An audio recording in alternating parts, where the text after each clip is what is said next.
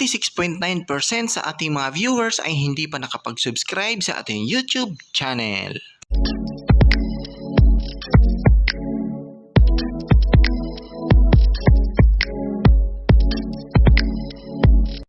Disclaimer: this channel does not promote or encourage any illegal activities.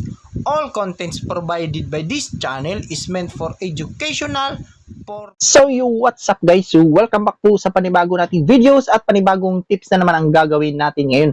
Dahil for today's video guys, nag-update ngayon si Meta ng ating professional dashboard sa ating performance. So dito guys, makikita nyo sa ating performance sa baba na pinalitan na po yung 3 minutes view at saka 3 seconds view dito sa ating performance is nawala na po guys. Ang pumalit po na performance ay ang content published. So makikita nyo dito sa atin na meron tayong 8 or plus 167% na content published. So ano nga ba ibig sabihin nito guys? So ang content published guys ay ito po yung mga nai-upload natin na mga video or reels o mga content dito sa ating account. So dito po sa atin is meron tayong 8 na content na nai-publish. So ibig sabihin, mga nai-upload po natin to guys.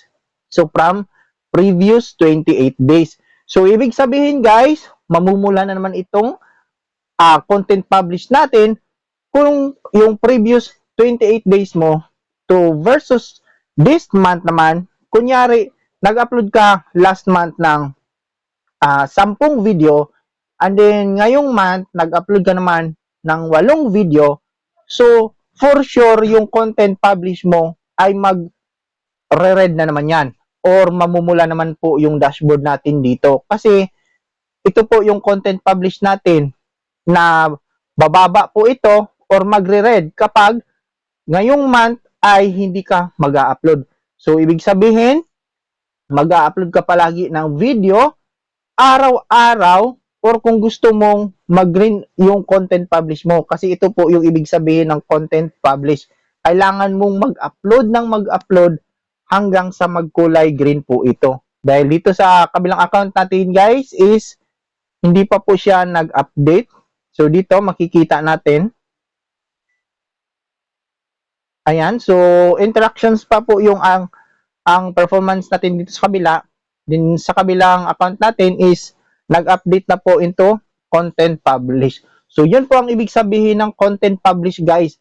Hindi po ibig sabihin na yung 3 seconds view natin or 3 minutes view ay pinalitan po ng content publish. Kasi magkaiba po yung 3 seconds view at saka 3 minutes view. So magkaiba po yung performance nun.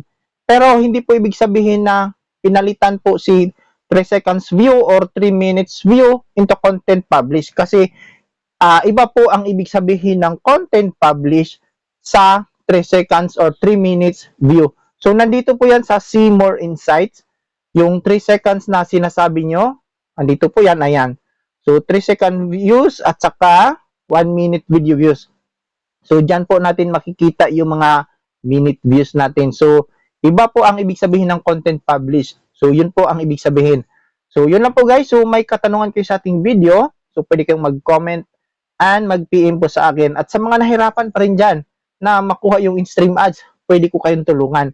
So, yan lang po guys. So, PM niyo po ako ngayon na kung hindi ka pa rin monetize. So, follow for more tips.